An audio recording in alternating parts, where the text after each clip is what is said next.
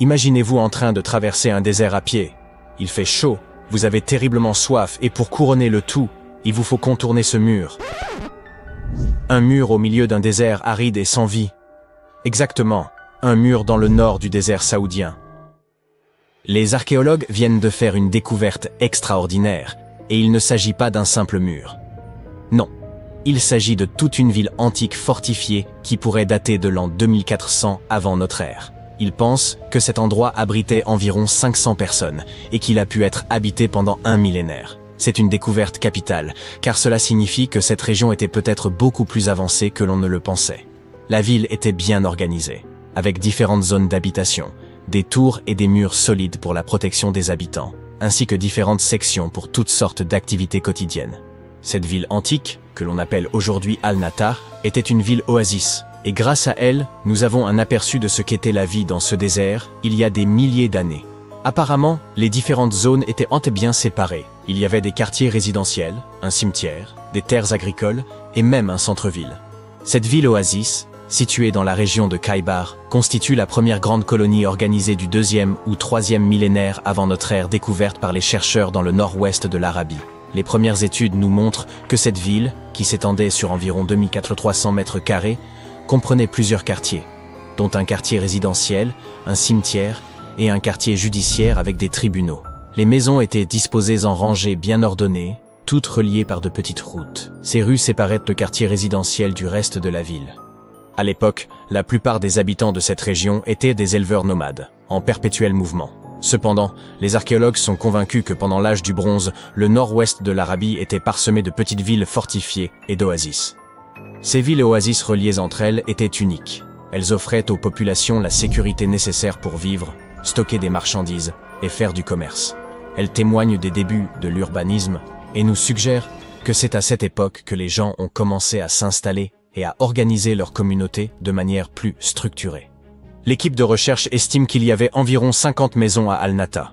Cependant, ce nombre pourrait atteindre 70 à mesure que les fouilles avancent. On pense que quelques centaines de personnes vivaient là.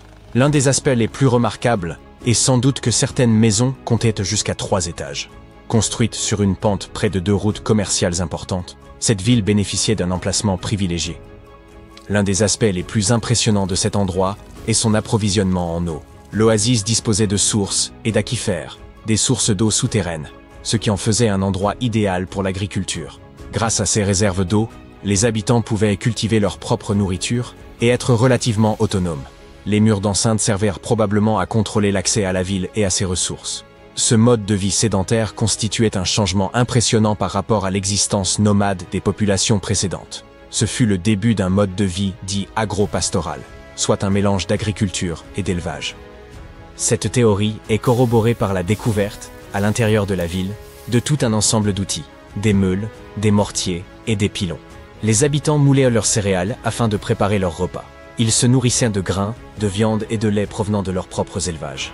Ces découvertes fascinantes nous montrent que les gens pouvaient subvenir à leurs besoins et qu'ils étaient étonnamment avancés pour l'époque.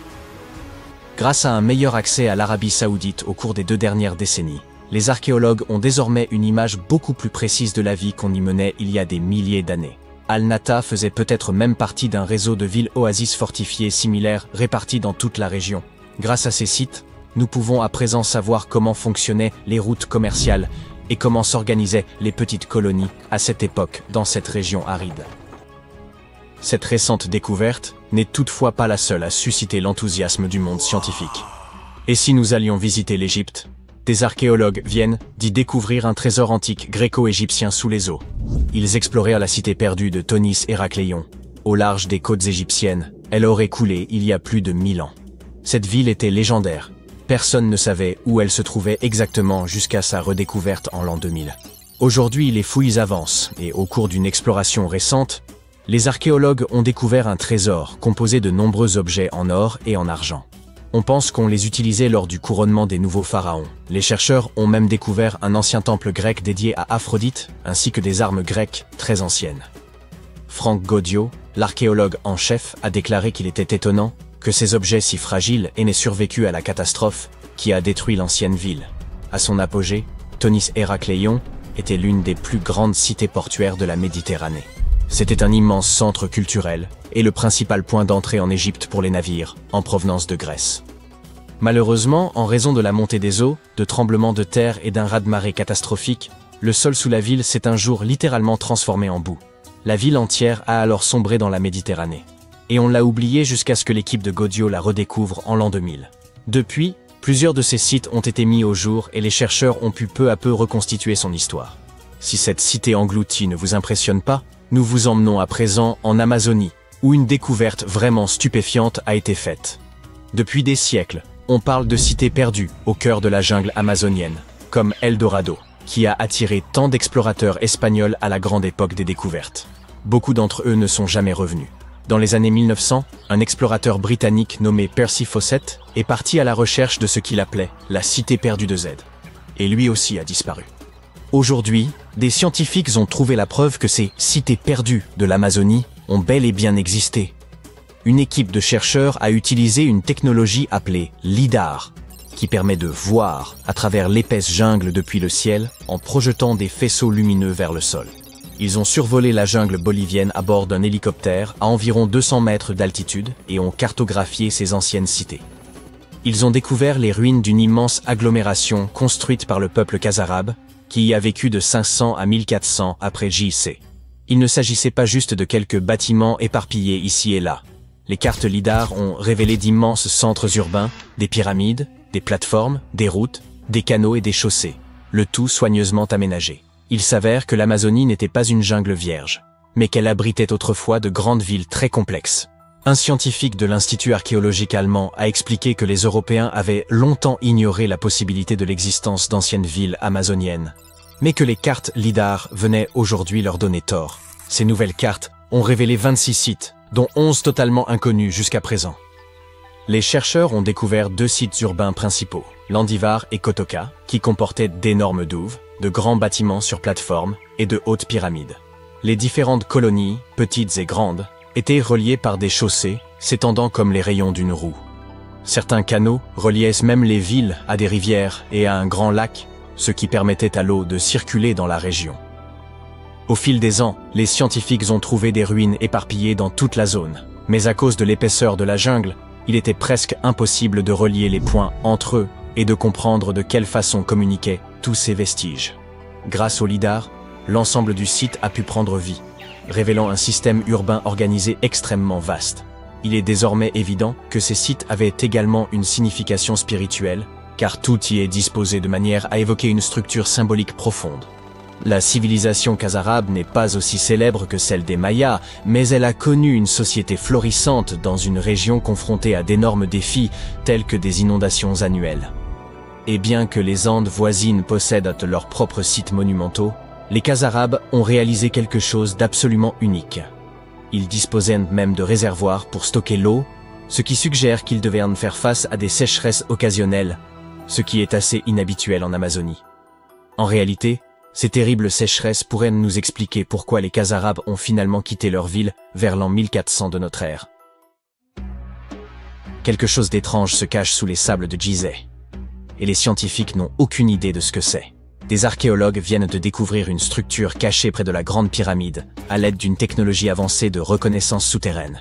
Que contient-elle? Personne ne le sait, mais les fouilles ont déjà commencé. La Grande Pyramide de Gizeh est l'un des monuments les plus célèbres au monde. Mais elle n'est pas seule. Elle est entourée d'une ancienne nécropole, un immense cimetière royal rempli de tombes et de monuments. Ils appartiennent à des pharaons, à des nobles et à d'autres hauts dignitaires. La plupart de ces tombes se trouvent au-dessus du sol. Elles portent le nom de mastabas. Il s'agit de sépultures rectangulaires au toit plat, construites en calcaire ou en briques crues. Elles font l'objet d'études depuis des décennies. Cependant, grâce à de vieux films, nous savons qu'il ne s'agit pas de simples tombeaux. Ils abritent de profonds puits verticaux menant à des chambres funéraires souterraines, où le passé a été scellé pour l'éternité. Récemment, des archéologues ont découvert un étrange espace, vide dans le cimetière. Une parcelle de terrain totalement inexplorée. Pas de mastaba, pas de ruines visibles, rien. Pendant des années, ils l'ont ignoré. Mais entre 2021 et 2023, ils ont décidé d'enquêter. Ils n'ont toutefois pas creusé. Au lieu de cela, ils ont utilisé une technologie similaire à nos radios médicales, mais pour le sol. Ces radars ont permis aux scientifiques de voir Et il y avait bien quelque chose sous le sable, quelque chose qui avait été délibérément enterré et oublié. Une structure souterraine en deux parties.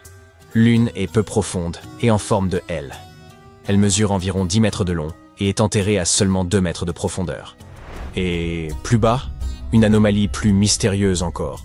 Une structure complètement différente de tout ce qui se trouve dans les environs. Ils l'ont qualifiée d'anomalie à haute résistance, ce qui signifie qu'elle est dense et solide, probablement faite de pierre, de sable ou même de métal, et personne ne sait ce qu'elle renferme.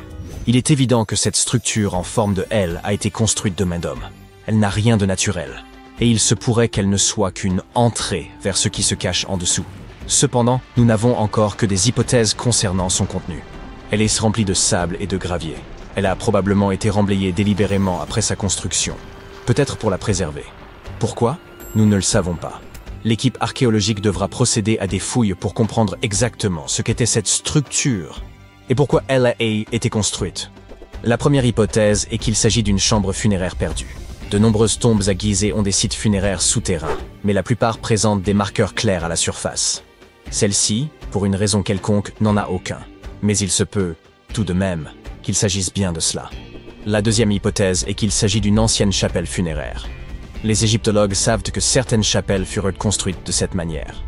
Mais on les construisait généralement au-dessus du sol, non pas au-dessous, comme celle-ci. Enfin, il pourrait s'agir de quelque chose que nous n'avons jamais vu auparavant.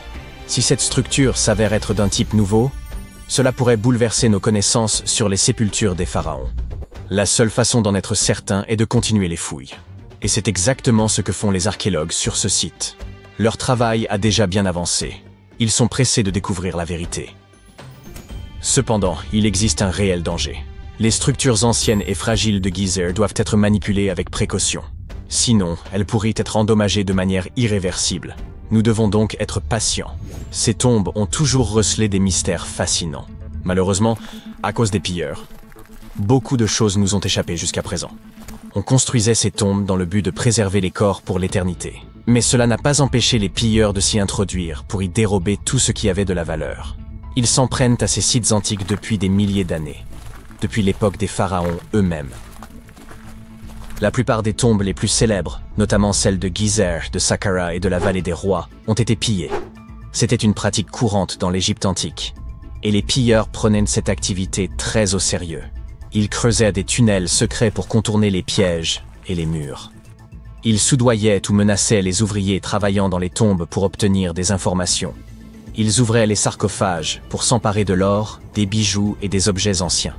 Et lorsque les archéologues modernes ont découvert ces tombes, elles avaient déjà été entièrement pillées.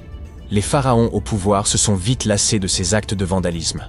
La vallée des rois, célèbre cimetière de la royauté égyptienne, était censée être la zone la plus sécurisée. Les tombes ici y étaient construites profondément sous terre, cachées dans les airs. Les passages étaient scellés par d'énormes blocs de pierre. De fausses portes et des pièges étaient ajoutés pour dérouter les voleurs.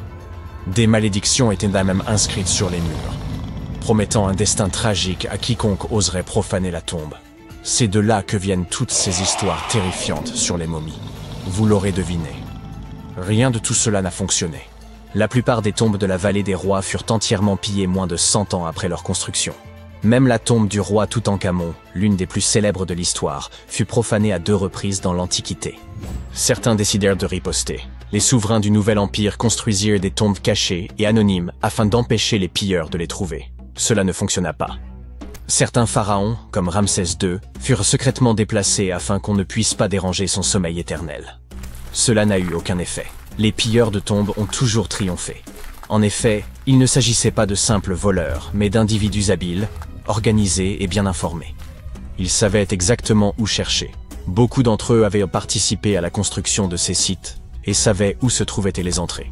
S'ils ne pouvaient pas enfoncer les portes, ils creusaient à travers les murs, les sols ou même les plafonds pour pénétrer à l'intérieur. Ils travaillaient rapidement, souvent dans les années qui suivaient la fermeture des tombes, avant que tout le monde oublie où se trouvaient les objets de valeur. La pyramide de Khéops, située à côté de cette structure récemment découverte, a été pillée bien avant l'époque moderne. La seule chose qui restait à l'intérieur lorsque les explorateurs sont arrivés, un coffre en granit vide là où se trouvait autrefois le sarcophage. Malheureusement, il ne s'agit pas seulement d'or. C'est l'histoire elle-même qui disparaissait à chacun de ces raids. Les Égyptiens de l'Antiquité consignaient par écrit et en détail ce qu'ils enterraient et où ils le faisaient. Ainsi, lorsque les archéologues comparent ces listes avec ce qu'ils trouvent, ils peuvent ne voir ce qui manque, c'est-à-dire souvent tout ce qui a de la valeur. La plupart des artefacts ne finissent pas dans les musées, mais disparaissent dans des collections privées où ils ne peuvent plus jamais être étudiés. Ce qui est bien sûr tout à fait injuste. En fait, quelques pays en ont eu assez et ont commencé à promulguer des lois afin de récupérer les pièces historiques auprès des collectionneurs privés. En Italie, si vous possédez une pièce antique romaine, vous devez prouver que vous l'avez obtenue légalement. La Chine recherche elle aussi activement les pièces volées et doit trouver des moyens de les récupérer auprès des collectionneurs occidentaux. En Égypte, de nouvelles lois ont été votées afin d'interdire aux particuliers de posséder des objets anciens. D'autres pays, comme les États-Unis, le Royaume-Uni, l'Allemagne ou la Suisse, n'ont aucun problème avec le fait que des personnes fortunées possèdent leur histoire. Le British Museum est presque entièrement constitué d'objets pillés. Les empires européens ont envahi la moitié de la planète et ont ramené chez eux tout ce qui leur plaisait. Leur musée leur regorge souvent de tels vestiges. Malheureusement, ils refusent la plupart du temps de les restituer. Prenons l'exemple de la pierre de Rosette. Elle a été dérobée en Égypte par l'armée de Napoléon. Elle a ensuite été volée par les Britanniques après leur victoire sur les Français.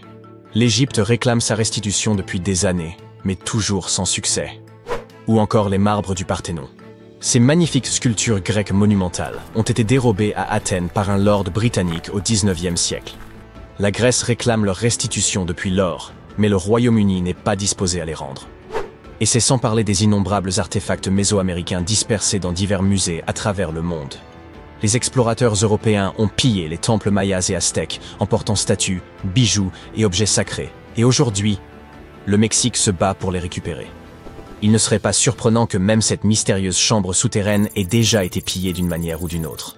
Mais s'il s'agit vraiment d'un lieu récemment découvert, pourrait-il être l'un des rares à avoir échappé aux pilleurs?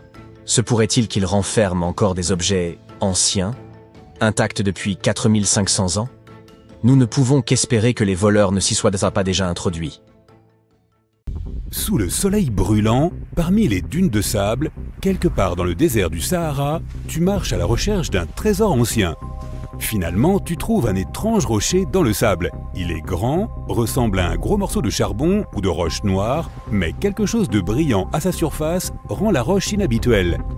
Cette trouvaille unique est la chose la plus ancienne qui ait jamais été découverte sur notre planète. Cette roche est née bien avant que la Terre n'apparaisse dans l'espace. La météorite inhabituelle a été trouvée en 2020 dans une zone reculée du désert du Sahara. Les scientifiques ont analysé les isotopes de magnésium et d'aluminium à la surface de la pierre et ont découvert que son âge est d'environ 4,5 milliards d'années. Pour l'instant, il s'agit du plus ancien échantillon de magma provenant de l'espace de l'histoire. Il appartient à une petite protoplanète qui n'a pas eu le temps de se former complètement. Cela s'est passé il y a très longtemps, lorsque notre système solaire se formait. De nombreux astéroïdes gigantesques flottaient alors dans l'espace. Certains d'entre eux se sont transformés en énormes corps célestes qui sont ensuite devenus des planètes. Les grosses planètes rocheuses ont absorbé les plus petites. La roche faisait partie d'une petite protoplanète qui venait de commencer sa formation. Mais un autre astéroïde monstrueux l'a détruite. La planète s'est brisée en milliards de morceaux. Certains d'entre eux sont devenus des parties d'autres planètes. D'autres se sont envolés en dehors du système solaire. Et un morceau a erré dans l'espace jusqu'à la formation de notre Terre. Après cela, il a heurté l'atmosphère de la planète et est tombé dans le territoire aujourd'hui connu sous le nom de désert du Sahara. La roche a été découverte en 2020, mais l'érosion des roches extraterrestres montre qu'elle aurait pu tomber bien plus tôt. Cette chose ancienne, pesant environ 30 kg, a plusieurs morceaux de différentes météorites à l'intérieur. En termes simples, c'est une roche volcanique composée de lave. Elle a refroidi, s'est solidifiée et s'est cristallisée. C'est pourquoi on peut y remarquer la présence de paillettes.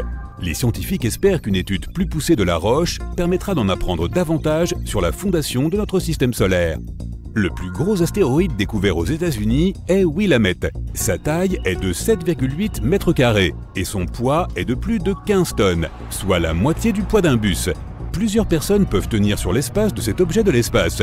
Mais le plus intéressant, c'est que ce n'est pas une roche comme la plupart des météorites qui ont été trouvées. Willamette est composée de nickel et de fer. Ce morceau de métal massif a été découvert en 1906. Aujourd'hui, l'énorme roche est conservée au musée américain d'histoire naturelle. La plus grande météorite jamais trouvée s'appelle Oba. Elle est située en Namibie et n'a jamais été déplacée car elle est trop lourde. Le poids de Oba est de 60 tonnes, soit plus qu'un tank. Un événement spatial s'est produit le 28 février dans le sud-ouest de l'Angleterre. Ce jour-là, un énorme flash a illuminé le ciel. Puis, il y a eu un grand fracas. Plusieurs habitants ont ouvert la porte de leur maison et ont remarqué une tache noire de suie sur la pelouse.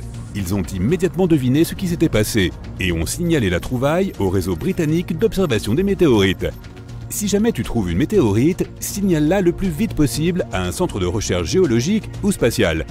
Plus une roche spatiale reste longtemps sur le sol, plus elle perd rapidement de sa valeur. La pluie, la poussière, la neige, le vent, le soleil, tous ces facteurs endommagent la surface de la météorite, ce qui rend ensuite difficile l'étude de l'objet céleste. La météorite trouvée en Angleterre ressemble à du charbon, mais elle est beaucoup plus tendre et plus fragile. Elle contenait très probablement de l'eau gelée. La roche fait partie d'un énorme astéroïde qui a traversé l'espace lorsque notre système solaire n'était pas encore complètement formé. On a trouvé une combinaison unique de minéraux à l'intérieur de la roche, qui pourrait aider les scientifiques à en savoir plus sur les origines du système solaire et de la vie sur Terre. Rendons-nous maintenant en Allemagne, dans la petite ville de Nordlingen. Une énorme météorite ancienne est cachée ici. Il est très difficile de la remarquer, à moins de connaître le secret de cette ville. Tu te promènes dans ces jolies petites rues et tu admires les bâtiments à l'architecture magnifique. Tu y passes toute la journée et tu ne vois rien qui te fasse penser à une météorite.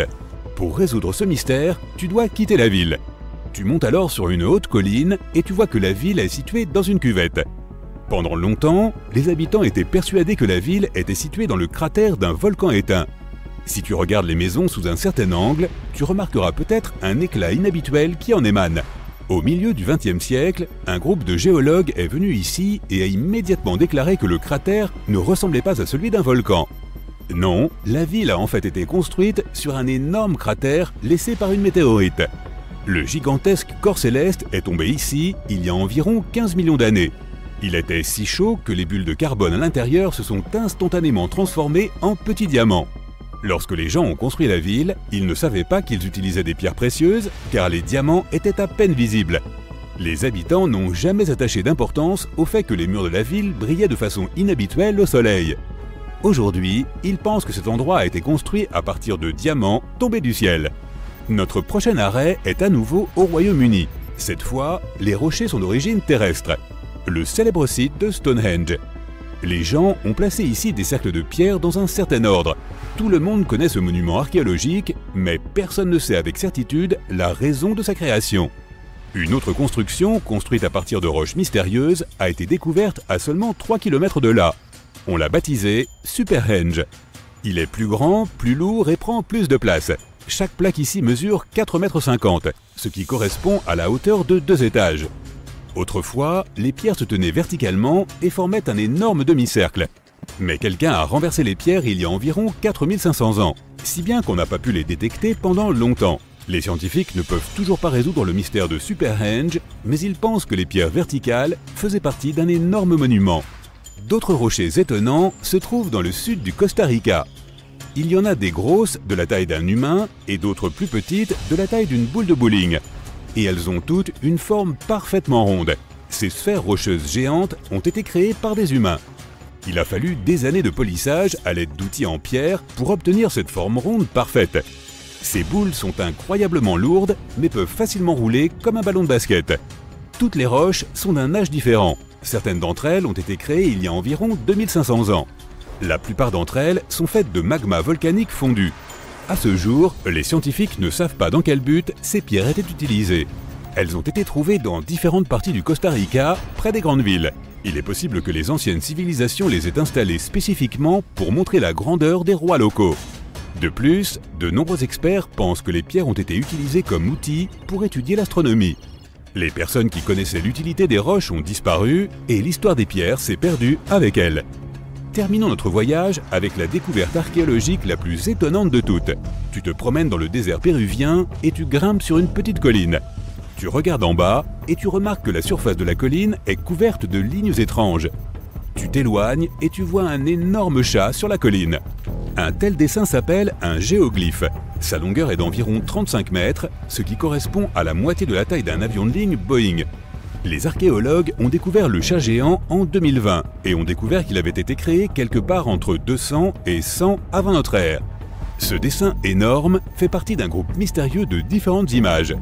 En plus du chat, il y a d'autres animaux, des plantes et des personnages fantastiques. Tous ont été trouvés dans le désert péruvien. Le chat a été trouvé par hasard. Les archéologues ne l'ont pas vu au début car l'érosion naturelle sur le flanc de la colline a presque effacé la silhouette. Vous survolez le désert du Sahara à bord d'un petit avion léger lorsque vous apercevez quelque chose de vraiment étrange. Cela semble appartenir à un monde très différent de celui qui se trouve sous vos yeux, à l'océan. Mais quel océan peut être assez grand pour abriter une étoile de mer aussi monstrueuse? Vous descendez et vous vous rendez compte qu'il ne s'agit pas d'une étoile de mer, mais d'une dune imposante dont la forme est tout à fait unique. Et il y en a d'autres. De loin, ces magnifiques structures de sable ressemblent un peu à des pyramides. Elles ont un sommet pointu et des branches en étoile. Portant le nom de dunes étoilées, ce sont les plus grandes et les plus complexes dunes au monde. Les chercheurs ont découvert des formations similaires sur Mars, et même sur Titan, l'une des lunes de Saturne. Les dunes étoilées ne sont pas très rares. Elles sont particulièrement répandues dans le sud-est du Maroc, près de la frontière avec l'Algérie. C'est cette région que vous êtes en train de survoler, et la dune qui vous émerveille se nomme Lala Lalia. Il s'agit probablement de la plus célèbre d'entre elles.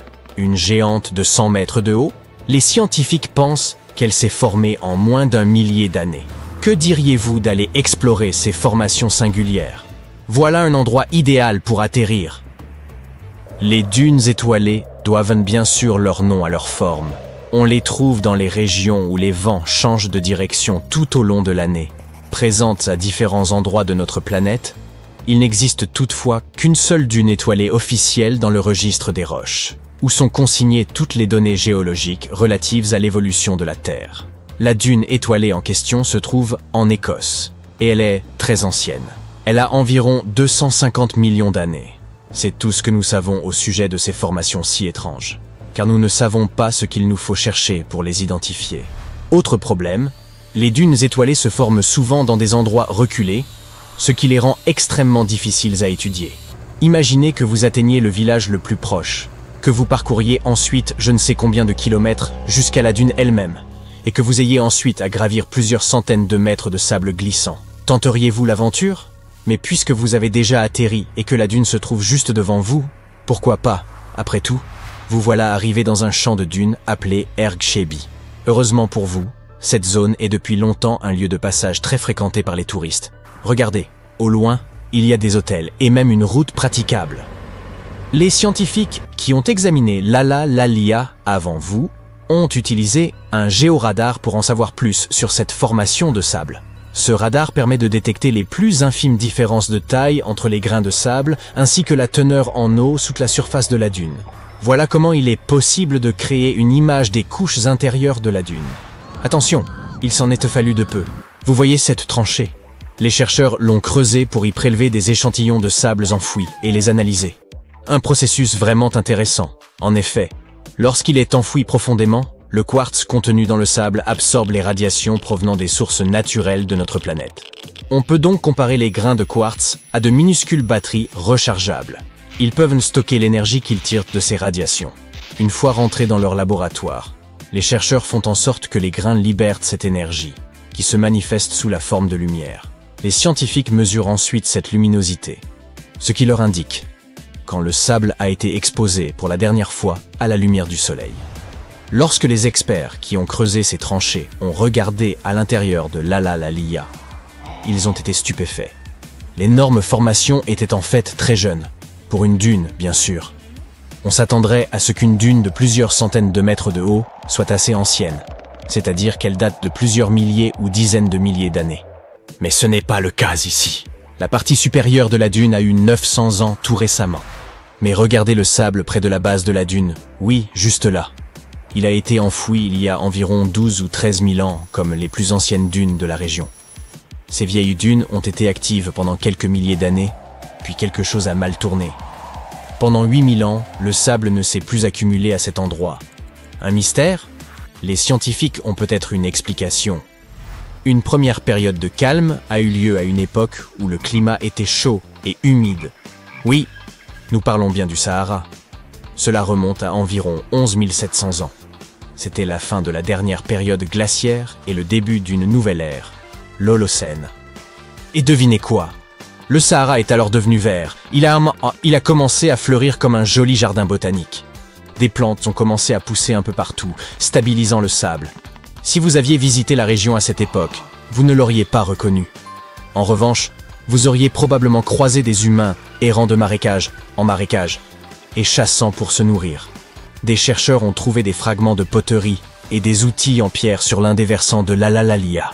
Oui, les dunes de sable se forment et se déplacent tout au long de leur vie, engloutissant et protégeant les vestiges que nous laissons sur notre passage.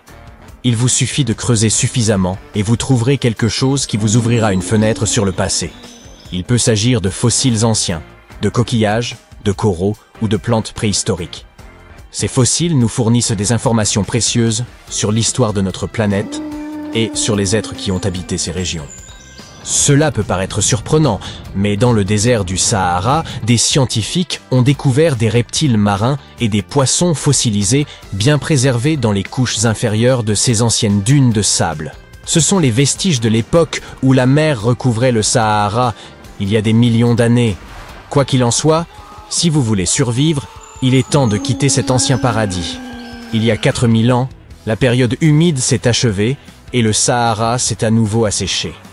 Notons que notre dune n'a pas commencé à se former tout de suite. Pendant un certain temps, le sable s'est déplacé ici et là, mais ne s'est pas accumulé. Il est également possible que la dune ait commencé à se développer à un autre endroit. C'est une théorie intéressante. Les scientifiques ont en effet récemment découvert que l'Alalia se déplace d'environ un demi-mètre par an et qu'elle accumule environ 6400 tonnes de sable chaque année. Si votre voyage dans les dunes vous a inspiré et que vous souhaitez maintenant en explorer d'autres, j'ai une mauvaise nouvelle à vous annoncer. Hélas, même s'il existe des dunes étoilées un peu partout dans le monde, elles sont très difficiles à détecter. Le problème, c'est qu'elles sont énormes, mais qu'elles n'ont pas de signes distinctifs. Il vous faut donc de très grands lits de roches exposés si vous voulez avoir une vue suffisamment large pour identifier une dune étoilée. Et il existe certainement des endroits où il est possible d'effectuer de telles recherches. Mais il vous faudra savoir reconnaître tout un ensemble de caractéristiques diverses. Et en étant très attentif et en étudiant beaucoup, vous tomberez peut-être un jour sur l'une de ces mystérieuses dunes étoilées. Commentez ci-dessous si vous souhaitez partir à la recherche d'une de ces merveilles. En attendant, poursuivons notre voyage. Vous décidez de vous reposer et vous commencez à descendre le long de la dune. C'est alors que vous entendez des bruits étranges et inquiétants. Y a-t-il des fantômes dans les environs? Ne vous inquiétez pas, vous êtes en sécurité. Avez-vous déjà entendu parler d'un phénomène appelé sable chantant? En descendant une pente sablonneuse, vous déplacez les grains de sable qui viennent se frotter les uns contre les autres, créant cette sinistre musique. À chaque pas, le sable sous vos pieds s'anime comme un chœur de fantômes sifflant et chuchotant. Ces bruits vont du bourdonnement sourd aux gémissements aigus. C'est comme si une symphonie d'un autre monde résonnait dans les dunes. Mais bien sûr, les scientifiques ont leur propre explication. Ils attribuent ce phénomène aux bonnes conditions atmosphériques, ainsi qu'à la taille, à la forme et à la teneur en eau des grains. Vous avez presque atteint le pied de la dune, mais attention à ne pas glisser. Lorsqu'une dune de sable atteint un certain degré d'inclinaison, elle forme une pente, et elle devient très glissante. Cette pente se trouve généralement du côté sous le vent de la dune et à l'abri du vent dominant. Les grains de sable commencent à s'accumuler du côté exposé au vent, rampant lentement le long de la pente douce de la dune. À un moment, ils atteignent le sommet. La gravité prend le dessus, et ils commencent à glisser vers le bas, déclenchant un effet de cascade. On dirait une avalanche miniature, et mieux vaut ne pas se trouver sur son chemin. Quand tu entends parler de ruines anciennes, tu ne les imagines jamais suspendues quelque part, ou simplement accrochées à la branche d'un arbre, n'est-ce pas? En fait, pour la plupart des objets anciens que nous avons exposés dans les musées du monde entier, Les archéologues ont fait un travail de fouille impressionnant. Tu vois, les bâtiments ont cette drôle de façon de se dégrader avec le temps si l'on n'en prend pas soin correctement. Parfois, nous devons réutiliser certains matériaux de construction et une bâtisse plus ancienne peut alors être sacrifiée dans le processus. D'autres fois, les maisons sont abandonnées et dès qu'elles sont exposées aux éléments en surface, comme la pluie ou le soleil, elles n'ont plus aucune chance. Certaines s'écroulent tout simplement sous l'effet de la bonne vieille érosion. La seule façon pour un édifice de survivre à l'épreuve du temps est d'être enterré en profondeur.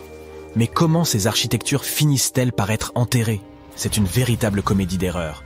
Les villes anciennes avaient l'habitude d'élever progressivement le niveau de leur sol, comme un enfant qui ajoute des garnitures à sa coupe glacée. En effet, ces colonies étaient toujours occupées à collecter de la nourriture et des matériaux de construction pour faire face à l'augmentation constante de leur population. Mais qui a le temps de s'occuper des déchets et des ordures? À l'époque, ce n'était pas vraiment une priorité sur leur liste de tâches. Ainsi, lorsqu'il s'agissait de construire de nouvelles maisons, les civilisations anciennes économisaient leur sueur et leurs larmes, en empilant les décombres et en construisant directement dessus. Mais ce n'est pas tout. De temps en temps, les rivières entrent en crue et déposent une couche de sédiments sur le sol des villes. Cela a pour effet d'encapsuler encore davantage ces anciennes constructions. Et dans les régions sèches, comme le désert, où le vent aime à montrer ses mouvements de danse de sable et de poussière, tu peux parier que c'était une lutte constante pour garder les établissements propres. Un exemple hilarant est celui du Sphinx, dont la tête était enfouie dans le sable jusqu'à ce qu'un groupe d'archéologues le mette au jour en 1917. Certaines villes anciennes ont fini par être recouvertes parce qu'elles étaient complètement abandonnées. Avec moins d'activité humaine pour contrôler leur expansion, les graines de plantes n'ont pas pu résister à l'opportunité et ont germé un peu partout. Elles ont absorbé le dioxyde de carbone de l'air et se sont développées, ajoutant de plus en plus de volume au sol. Scieuses racines effrontées ont même décidé de stabiliser le sol constitué de matière végétale en décomposition, créant ainsi plusieurs couches de terre. C'est comme si Mère Nature s'était lancée dans un ultime projet de bricolage, avec les plantes comme fidèles auxiliaires. Fouiller dans les secrets des civilisations anciennes, ce n'est pas seulement déterrer un monde perdu, c'est aussi une quête épique pour révéler les trésors cachés sous les couches de l'histoire. Mais comment les archéologues savent-ils d'abord où creuser? Si tout est recouvert de multiples couches de sédiments, de débris et de racines de plantes, ils doivent avoir une sorte de système auquel ils se fient avant de se lancer dans un nouveau projet, n'est-ce pas? Tout d'abord, ce ne sont pas toujours eux qui suggèrent des fouilles archéologiques à tel ou tel endroit. Je m'explique. Supposons que tu sois un entrepreneur et que tu souhaites construire un nouveau complexe d'appartements luxueux dans ta ville. Cependant, certaines législations locales imposent des exigences avant que ton projet ne puisse démarrer. Par exemple, avant de commencer à construire sur un terrain, il peut être nécessaire de faire appel à des spécialistes pour vérifier le sol. Scieuses personnes intelligentes peuvent être des archéologues, des géologues ou des paléontologues, et elles doivent garder un œil sur le processus en phase de développement. En cas de découverte d'artefacts ou d'écofacts, termes savants pour désigner des vestiges organiques, ces experts interviennent pour les fouiller et les étudier. Mais qu'en est-il des sites qui n'ont rien à voir avec les bulldozers et les chapeaux jaunes? Les archéologues ont plus d'un tour dans leur sac lorsqu'il s'agit de localiser les points chauds de l'Antiquité. Ils plongent dans les archives historiques et font un travail de détective. En recherchant de vieux documents et de vieilles cartes, ils peuvent reconstituer le puzzle de l'activité humaine dans une région donnée. Si un site a déjà été visité, c'est encore mieux. La découverte de traces de fouilles antérieures ou de récits historiques peut donner aux archéologues de nombreuses informations sur les endroits où poursuivre leur chasse au trésor. Avant de commencer à manier leur pelle, les archéologues se livrent à une sorte de balayage visuel.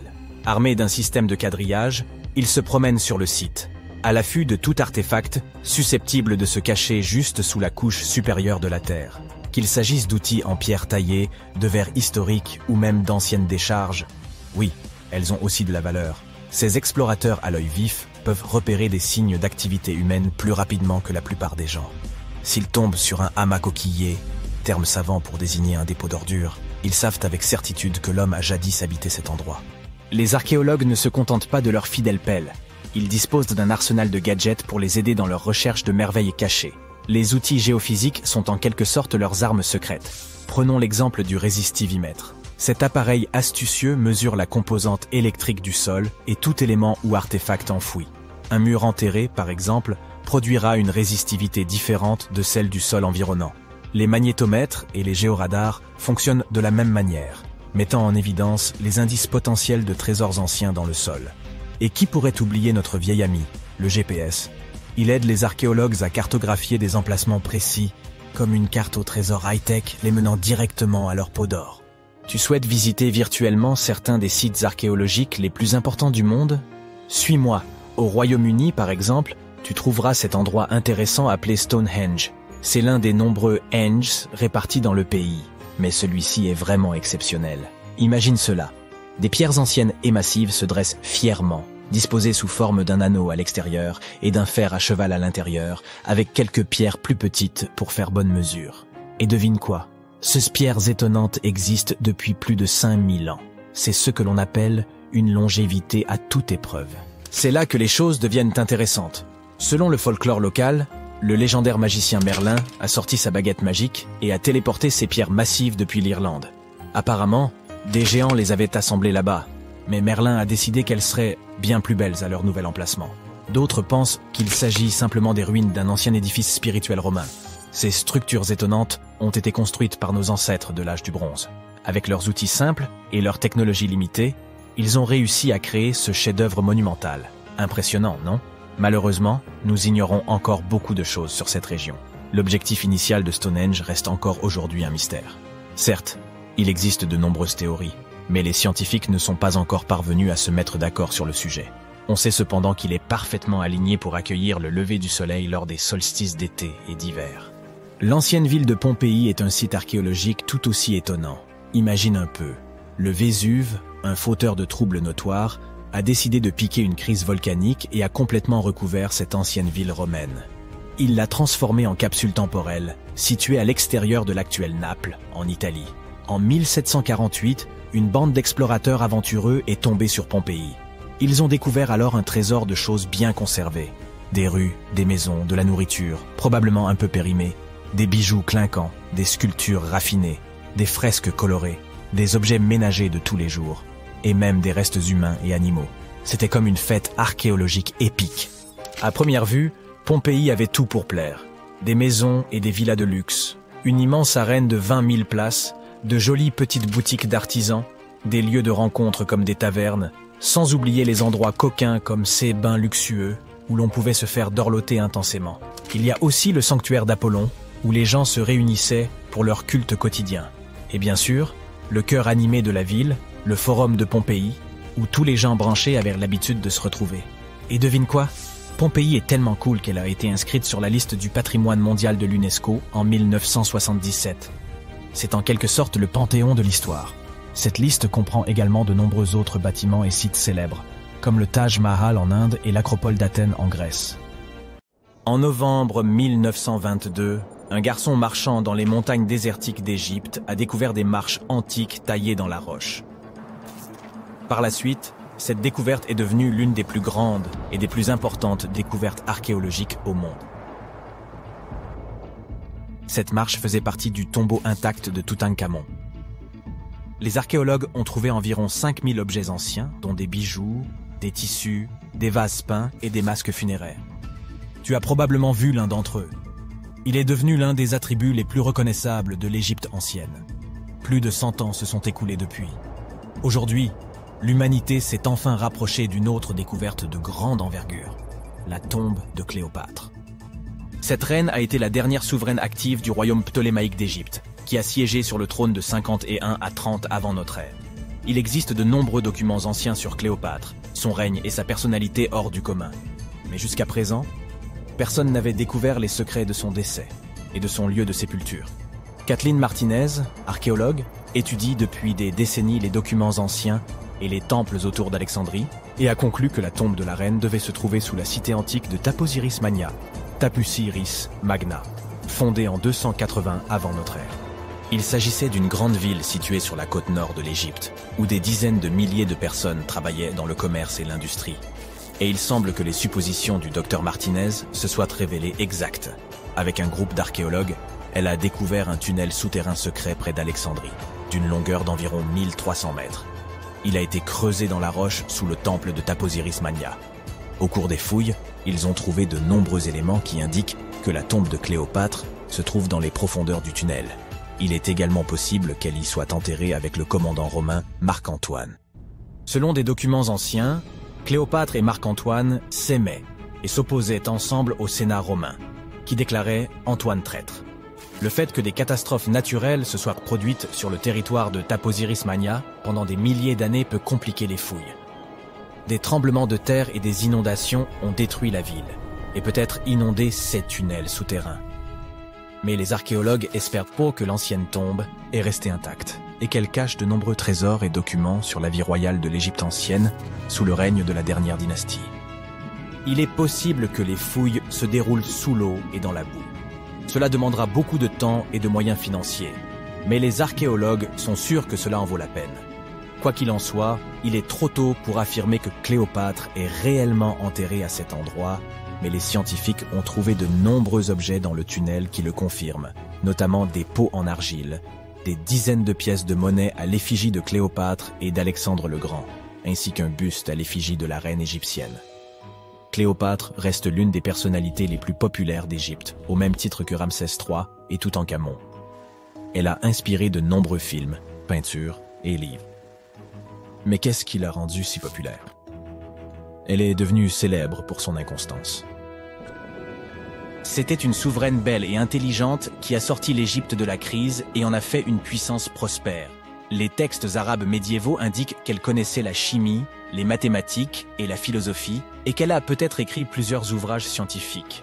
Elle connaissait plusieurs langues et avait d'excellentes compétences diplomatiques. Par ailleurs, de nombreuses légendes affirment qu'elle était une femme fatale, qui rendait beaucoup d'hommes fous. Cependant, rien ne prouve que sa beauté était incomparable. Hollywood a créé l'image d'un modèle éblouissant en tournant plusieurs films dans lesquels des actrices célèbres interprétaient le rôle de Cléopâtre. L'empereur romain Octave, fils adoptif de Jules César, a quant à lui créé l'image d'une séductrice insidieuse parce qu'il était son ennemi. Bien qu'elle soit née en Égypte, Cléopâtre n'était pas égyptienne. Ses ancêtres étaient des Grecs, dont l'un des généraux d'Alexandre le Grand. Cependant, le peuple égyptien l'aimait. Elle a appris la langue et a été très sensible aux traditions de ce pays. Elle connaissait bien l'histoire, la mentalité et les coutumes de l'Égypte ancienne. Elle a relevé le niveau de l'économie égyptienne et renforcé le statut de l'Égypte en tant que puissance mondiale. Tout cela a été rendu possible en grande partie grâce à sa ruse et à sa force de persuasion. Elle aimait les représentations théâtrales et les fêtes somptueuses. Elle savait comment surprendre les gens et se donner en spectacle. Mais derrière l'image extérieure d'une amatrice de luxe, se cachait une souveraine intelligente et calculatrice. L'Égypte ancienne était un pays riche et luxueux, et Cléopâtre a tout fait pour accroître sa richesse et renforcer sa position sur la scène internationale. Par exemple, une fois, elle était en conflit avec son frère Ptolémée XIII. Sachant qu'elle ne pourra pas lui résister, la reine a décidé d'attirer Jules César à ses côtés. L'empereur romain est arrivé à Alexandrie, où Cléopâtre voulait le rencontrer. Mais Ptolémée a eu vent de ses projets et a voulu l'empêcher de se rendre auprès de César. Au lieu d'une arrivée riche et bruyante, Cléopâtre décide de passer inaperçue. Elle s'enveloppe dans un tapis ou un sac de lin que les serviteurs de l'empereur transportent dans les appartements privés de César. Cléopâtre sort du tapis et impressionne l'empereur romain par sa beauté et sa détermination.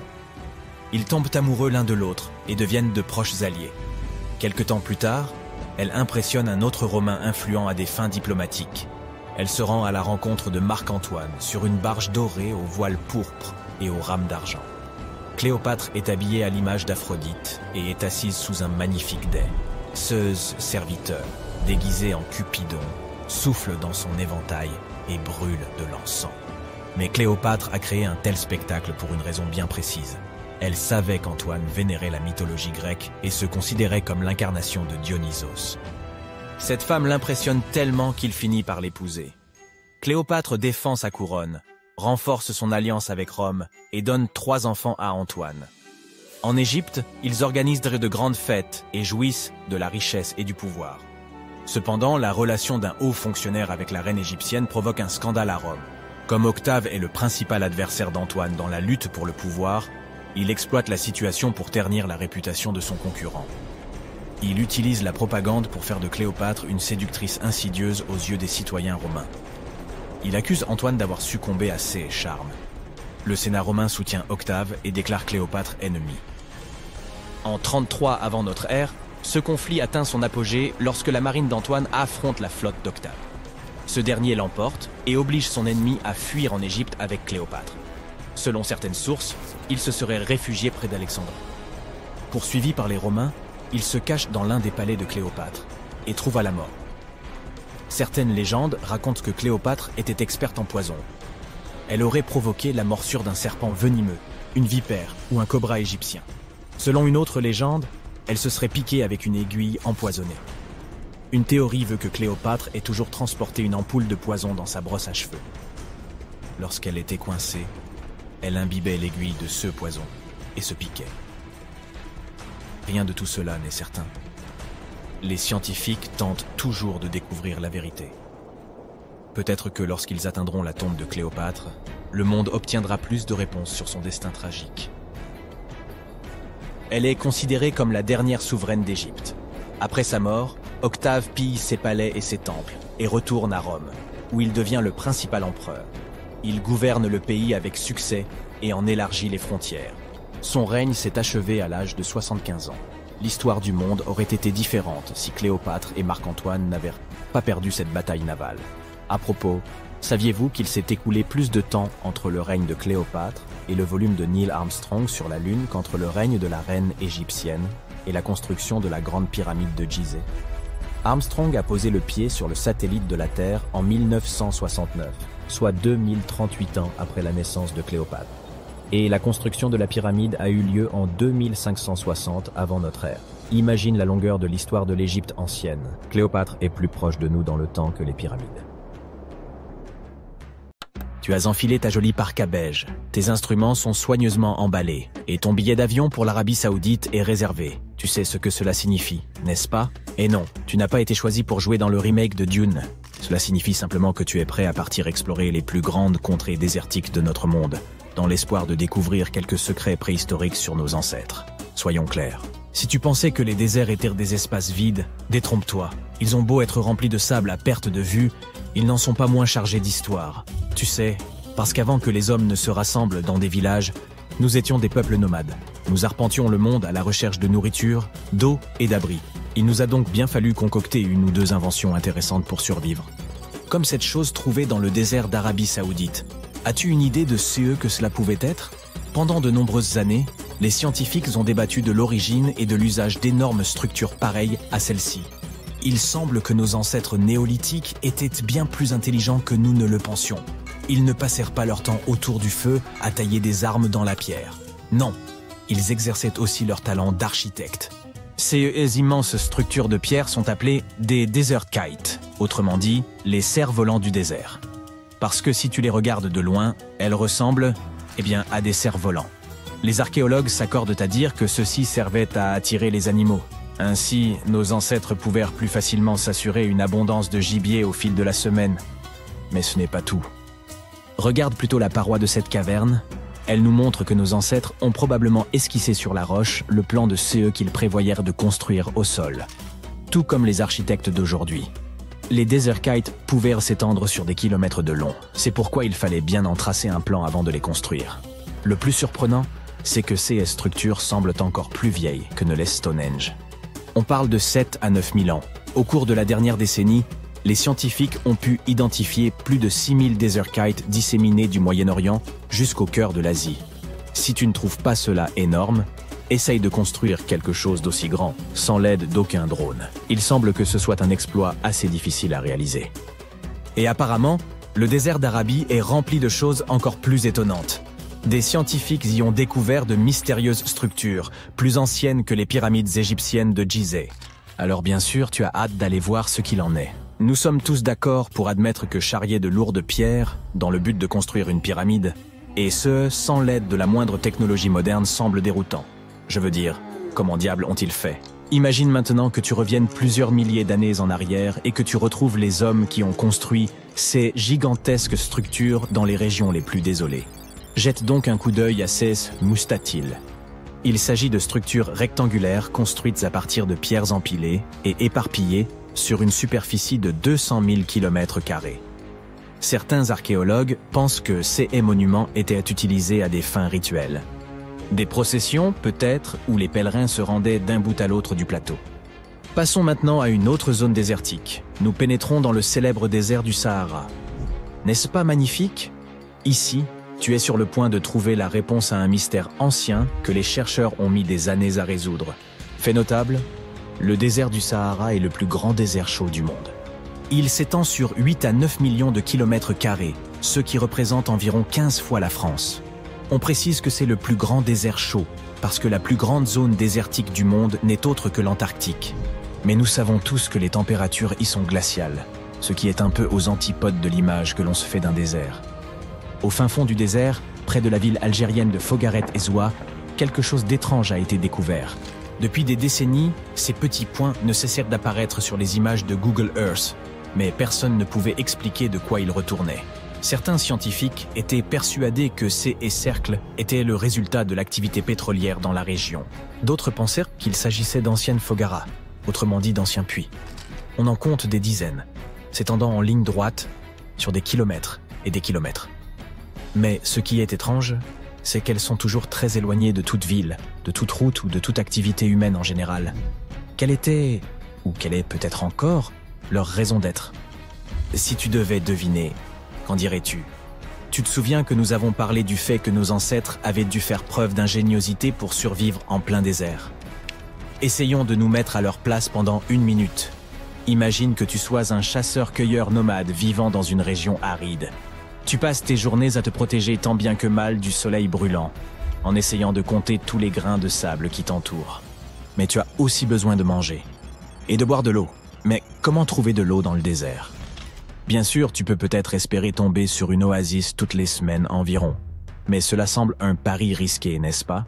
C'est pourquoi les habitants d'Afrique du Nord ont inventé ces fameuses fogaras. Les fogaras sont un système d'irrigation vieux d'environ 3000 ans. Les habitants de la région creusaient alors des puits dans les zones élevées, des fosses suffisamment profondes pour puiser dans les eaux souterraines. Ensuite, ils n'avaient plus qu'à creuser des puits en parallèle à des distances régulières. De cette façon, l'eau s'écoulait du puits principal vers tous les puits successifs et irriguait des zones entières. Les voyageurs pouvaient s'arrêter au puits pour se désaltérer. Ils pouvaient également y abreuver leur bétail et produire des cultures. Plutôt astucieux, non? Toutefois, même si ces trous ressemblent à des fogaras, quelques recherches démontreront que ce n'était pas le cas. En effet, de pareils puits étaient construits en ligne et non en cercle comme ceux que nous voyons à présent. Cela a donc éventuellement un rapport avec la deuxième option? Peut-être ces trous dans le désert sont-ils liés à l'activité pétrolière de la région? Examinons-les de plus près. Sur Google Earth, ils ne semblent pas bien grands, mais dans la réalité, ce sont d'énormes cratères. Le secret de leur nature se cache sous les sables. Si tu étais l'un des chercheurs à l'origine de cette découverte, tu aurais trouvé quelque chose d'unique enfoui sous le désert. D'anciens bâtons de dynamite et de vieilles boîtes de sardines. En rassemblant les pièces du puzzle, les archéologues se sont rendus compte que CS Conserve était d'un modèle des années 50 et 60. Il semble que des équipes entières de cette décennie y aient campé pendant qu'elles prospectèrent la zone en quête de pétrole. Et la dynamite? Elle était employée pour la prospection sismique, une technique ancienne, utilisée pour déterminer s'il y a du pétrole ou du gaz sous la surface de la Terre. Toujours en Afrique du Nord, existe un autre mystère du désert qui mérite que l'on se penche dessus. Près de la ville de Tiaret, au sud-ouest d'Alger, se trouvent 13 curieux monuments. Ces structures sont appelées Djedar. Et oui, difficile de s'empêcher d'y voir une référence à Star Wars. Elles ont une forme pyramidale et, d'après ce que les chercheurs en savent, elles servaient d'ultime demeure aux souverains de la région. Peux-tu deviner de quel peuple il s'agit? Ce sont vraisemblablement les Berbères. Et puisque nous parlons de choses anciennes, ces Djedar ont probablement été construits entre le 4e et le 7e siècle de notre ère. Lorsque les archéologues ont entrepris d'explorer l'intérieur de ces monuments, ils se sont rendus compte de leur immensité. Ils y ont découvert de grandes voûtes souterraines, des alcôves et des couloirs semblables à des labyrinthes, qui donnaient accès à plus de 20 chambres différentes. Il faudrait jusqu'à 2 heures pour s'y promener de long en large. Et apparemment, nos ancêtres ont également utilisé ces murs pour représenter des animaux et des scènes de chasse. Il n'y a cependant aucune preuve absolue de l'usage que l'on faisait de ces Djedar, hormis leur fonction funéraire. En attendant, je suis sûr que les déserts de notre monde regorgent de bien d'autres mystères qu'il nous appartient encore de découvrir. On se reverra donc une prochaine fois pour continuer nos explorations. Tu as prévu de passer tes vacances d'été en Afrique. Ta destination finale sera le désert du Sahara. Il est situé dans le nord du continent et s'étend de l'océan Atlantique à la mer Rouge. Tu es impatient de monter à dos de chameau et de découvrir les très riches cultures de la région. Après un long voyage en avion, te voilà enfin arrivé. Tu es dans le plus grand désert chaud du monde. Savais-tu qu'il fait 9,2 millions de kilomètres carrés? Après avoir bu des litres d'eau glacée, tu es enfin prêt pour ta première aventure. Ton guide te propose de choisir. Tu peux choisir 2 semaines à visiter différentes oasis ou tu peux aider les locaux à résoudre un mystère persistant. Au plus profond du désert, non loin de la ville de Fogareth-Ezwa, quelque chose de très étrange t'attend. Un ensemble d'immenses cercles sont dessinés dans le sable. Il y en a des dizaines et ils s'étendent sur des kilomètres en ligne droite. On les a découverts grâce aux images de Google Earth il y a plusieurs années de cela. Et depuis lors, ils font l'objet de débats sans que personne ne parvienne à percer leur mystère. Le plus curieux, c'est qu'ils se trouvent à des kilomètres de toute activité humaine, loin des villes et des routes. Le moyen le plus rapide d'en savoir plus sur cet étrange phénomène est de poser des questions. Alors tu prends ton carnet et tu pars interroger les gens du coin. N'importe qui peut être utile. Les géographes comme les anthropologues, les doyens des villages, les historiens. La première personne à qui tu parles est un cartographe. Tu dois savoir si ces cercles sont authentiques ou ne sont qu'une erreur d'imagerie satellite. T'adresser à ceux qui travaillent pour Google Earth est donc une bonne idée. Et tu apprends que les cercles sont bien réels. On peut les voir sur des photos prises à différentes époques. Ensuite, il te faut comprendre pourquoi ils sont là. Au bout de 2 jours d'interview, tu as une première piste. Ces cercles pourraient être le résultat de l'activité pétrolière.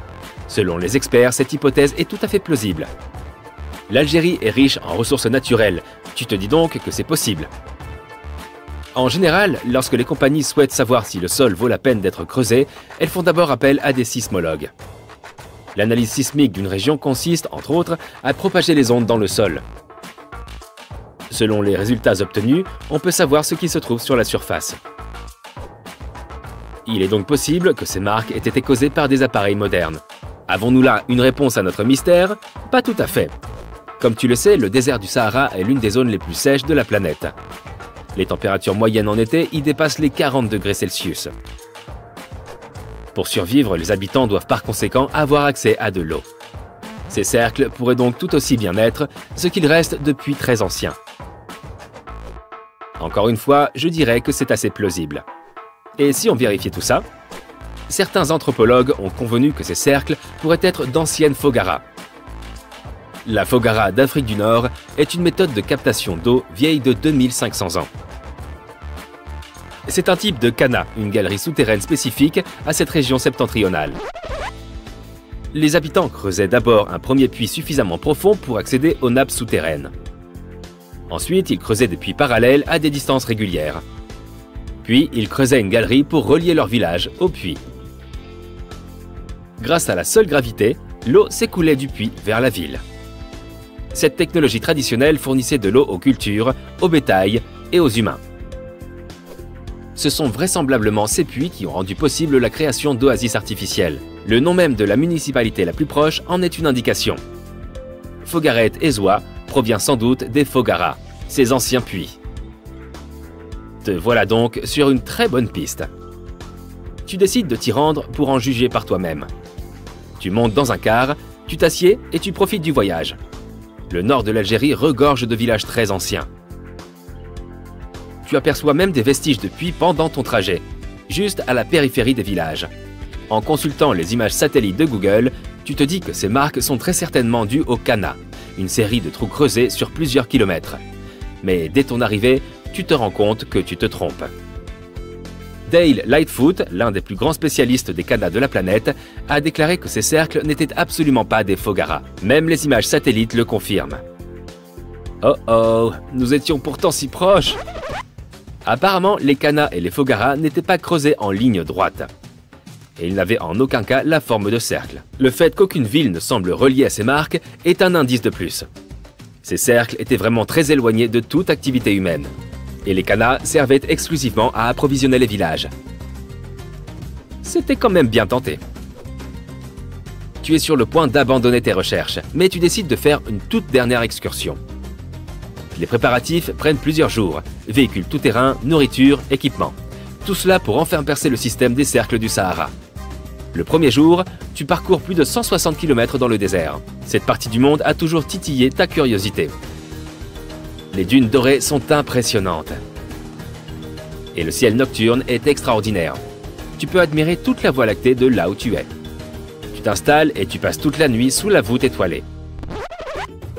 Le lendemain, la tension est palpable. Il n'y a pas de réseau cellulaire. Que faire? Par chance, tu as eu le temps de noter les coordonnées des cercles sur ta carte Google. Et par surprise, tu peux tout consulter sans connexion. Tu suis les coordonnées, mais tu te perds. Tu commences à être nerveux. Tu te dis que tout a été en vain. Mais avec ton équipe, vous remontez dans la voiture et vous roulez encore quelques kilomètres au-delà des coordonnées indiquées sur ton téléphone. Au bout d'un trajet très chaotique, tu n'en crois pas tes yeux. Tu as devant toi un immense cratère dans le sable. Il est entouré de 12 trous plus petits. Du ciel, ça ressemble à une horloge, sans les aiguilles bien sûr. Mais de ta position, les marques sont à peine visibles. Tu aurais pu passer devant sans les voir. En explorant la zone, tu remarques quelque chose de similaire dans tous ces trous. Des câbles de métal, de longs câbles que tu peux tirer du sol. Comme ils sont profondément enterrés, tu commences à creuser, et quelque chose commence à apparaître. Oh oh, on dirait de la dynamite. En voilà une surprise. Mieux vaut arrêter de creuser et éviter un accident. Tu es satisfait de ce que tu as découvert, mais toujours curieux. Que fait là toute cette dynamite? D'où provient-elle? Ton aventure est sur le point de prendre un tour nouveau. En marchant vers ta voiture, tu vois quelque chose qui brille par terre. Tu t'approches de l'objet avec curiosité. Il est arrondi, tout rouillé et ressemble à une boîte de sardines. Qu'est-ce que ça fait ici? Il s'agit d'un nouvel indice sur le mystère des cercles. À tout hasard, tu le ramasses et l'emportes avec toi. De retour en ville, les différentes pièces du puzzle commencent à t'apporter des réponses. Tu montres tes photos et la boîte de sardines à des experts locaux. Ils analysent tout ce matériel et te livrent un verdict étonnant. Il s'avère que tu étais sur la bonne piste dès ta première hypothèse. Mais que s'est-il donc passé? Pourquoi était-il nécessaire de continuer à creuser? Eh bien, parce que cette hypothèse n'était qu'à moitié correcte. Les cercles du Sahara n'ont rien à voir avec la prospection sismique. À l'époque de leur formation, cette technologie n'existait même pas. Mais ils sont assurément liés à l'exploration pétrolière. On remplissait autrefois la terre de dynamite pour trouver de l'or noir. Ce sont les entreprises de prospection des ressources souterraines qui sont à l'origine de ces cercles. Et les boîtes de sardines? Ce sont les ouvriers chargés des travaux qui les ont laissés là. Il fallait bien qu'ils mangent, n'est-ce pas? En analysant la conserve, on a constaté que toute cette histoire remonte aux années 50 et 60. Les cercles ne sont donc pas si anciens que ça. Ils sont même plutôt modernes. Eh bien voilà. J'espère que tu t'es amusé à nous suivre dans la résolution de ce mystère. Et on se retrouve très bientôt pour une nouvelle aventure. Ah, le désert! Son environnement abandonné et ses températures extrêmes. Quel lieu hors du commun! Certains d'entre nous préféreraient du dessert. Du chocolat, par exemple, plutôt que du sable et des pierres. Mais bon, tout comme les cactus et les chameaux, les bâtiments doivent s'adapter à ces conditions climatiques. Voici donc quelques exemples de structures étonnantes dans les déserts. Ces structures sont appelées Earthships. Elles sont situées dans une ville du désert du Nouveau-Mexique. Une grande communauté de personnes unies par les mêmes idées et visions de la vie y vivent. Ce qui est encore plus intéressant, c'est que les emplacements de ces bâtiments sont enregistrés comme des déchetteries. C'est peut-être parce que toutes ces structures sont faites de vieux pneus, de bouteilles et de canettes. Les Earthships fonctionnent selon les principes de la construction écologique. Environ 40% d'un Earthship classique est construit avec des matériaux naturels ou recyclés. Il faut imaginer des murs constitués de centaines de pneus usagés remplis de terre. Puis, on trouve des couches de murs solaires passifs, et ce, du sol au plafond. Ils absorbent la lumière du soleil en hiver et la reflètent en été pour maintenir les structures à une température ambiante raisonnable. On peut voir des plantes dans les couloirs et des bouteilles en verre ou des canettes en aluminium entassées dans les parois des murs. Ce sont assurément des maisons originales à bien des égards. Mike Reynolds est un architecte qui a constaté les niveaux alarmants de gaspillage et de surconsommation dans les années 1970. À l'époque, il a donc conçu une maison entièrement durable à partir de boîtes de conserve. Près de 40 ans plus tard, il est celui qui a rassemblé tous les autres Earthshippers. Reynolds avait une Mercedes, certes, mais elle fonctionnait à l'huile végétale qu'il récupérait dans les fast-foods de la ville. Dans cette ville, un Earthship standard constitué de 2 chambres et 2 salles de bain coûte environ 250 000 $. Cela dit, il y a aussi des Earthships comme Dobson House qui peuvent coûter jusqu'à 1,5 million de $. Mais si on le fait soi-même, tu sais, avec la famille et les amis, on élimine logiquement les coûts de main-d'œuvre et cela devient comparativement moins cher. Supposons que tu veuilles vraiment en construire une. Où pourrait-elle se situer? Eh bien, n'importe où. Les Earthships s'adaptent déjà aussi bien à l'air froid et sec du Canada qu'au climat chaud et humide d'Haïti. Voici la maison Mirage. C'est une installation située dans le désert de Californie du Sud. La maison Mirage a ouvert en 2017 dans le cadre d'une exposition d'art contemporain. Elle est entièrement constituée de miroirs. Cette structure minimaliste se fond dans l'environnement qui l'entoure. Les portes, les fenêtres et les ouvertures ont été supprimées pour créer une expérience étonnante. Tout le paysage environnant se reflète devant les yeux du public. Comment cela est-il possible? Avec des surfaces miroirs. La nuit, les lumières lointaines se réfractent sur les miroirs. Le jour, le ciel se transforme en banc de nuages. Il n'y a aucun paysage figé dans cette maison. Tout évolue avec le climat. Que dirais-tu de découvrir une structure futuriste en plein cœur du désert? Des architectes ont conçu une maison conceptuelle qui se marie parfaitement avec le Cybertruck d'Elon Musk. La maison a un thème post-apocalyptique. Je suis sérieux quand je dis post-apocalyptique. La maison est conçue pour survivre à un scénario catastrophe. La Cyber House a des portes en acier, les fenêtres sont blindées et les murs extérieurs sont faits d'un matériau super résistant. La maison moderne est contrôlée par une pompe à chaleur géothermique autonome. Pour le dire en des termes moins science-fictionnels, cela permet de maintenir une température interne stable. Cette maison élégante a une entrée qui peut accueillir le Cybertruck. Logique, puisqu'elle s'en est inspirée au départ. De plus, le Cybertruck peut être hissé au 2e étage pour être plus sécurisé. Voici le centre d'études et de recherche pétrolière King Abdullah en Arabie Saoudite. En gros, c'est un laboratoire dans le désert. Il a été conçu pour fonctionner avec un minimum d'énergie. L'architecture présente des motifs sur les murs et les plafonds, faisant référence à la tradition locale des formes géométriques. L'arrêt suivant se situe à Swartberg House, en Afrique du Sud. Celle-ci est située près des montagnes Swartberg, mais ne t'emballe pas trop. Elle se trouve surtout au bord du grand désert de Karoo. C'est un appartement avec 4 chambres à coucher. Il y a un système spécial de régulation de la température. Le système fonctionne comme un bouclier contre la chaleur en été et comme un piège à soleil en hiver. Et voici la grande mosquée de Djenné au Mali. Cette mosquée mesure 16 mètres de haut. C'est impressionnant car elle est faite uniquement de poutres et d'un mélange spécial de boue et d'autres éléments naturels trouvés dans le désert. Petra est une ancienne cité cachée dans le désert de Jordanie. Les bâtiments sont taillés directement dans les falaises de grès rouge, blanc et rose. Elle est située au milieu des canyons et des montagnes, près du désert. L'endroit était un carrefour commercial il y a de très nombreuses années. Tu as peut-être déjà vu les photos de l'impressionnante façade du trésor. Cette structure recèle encore de nombreux mystères, notamment parce que les scientifiques ne peuvent pas expliquer comment les Nabatéens ont réussi à créer une telle structure il y a des milliers d'années. Savais-tu qu'il y a un autre endroit mystérieux au milieu du désert qui a une structure similaire à celle de Petra? Madain Saleh était comme une seconde capitale du royaume nabatéen. Encore un autre secret qu'il nous reste à déchiffrer. Elle compte plus de 100 tombes décorées et plus de 1000 tombes dénuées de monuments. On y trouve également des inscriptions et des dessins rupestres, là encore entourés de grès.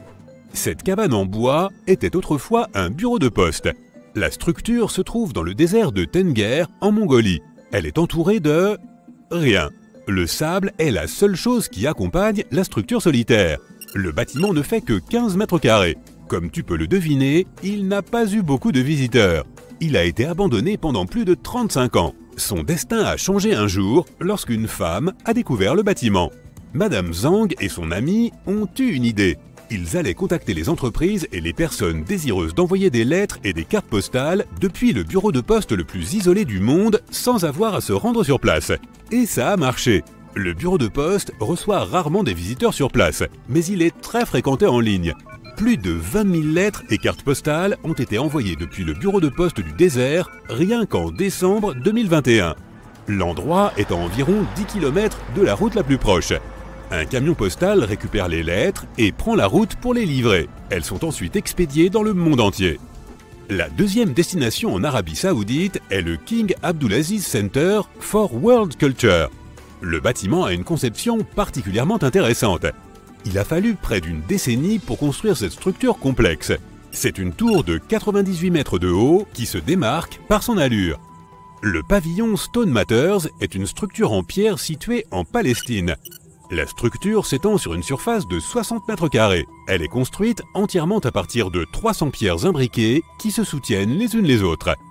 Les toits concaves, et oui, ils ressemblent à des bols géants, sont conçus de cette façon pour recueillir l'eau de pluie.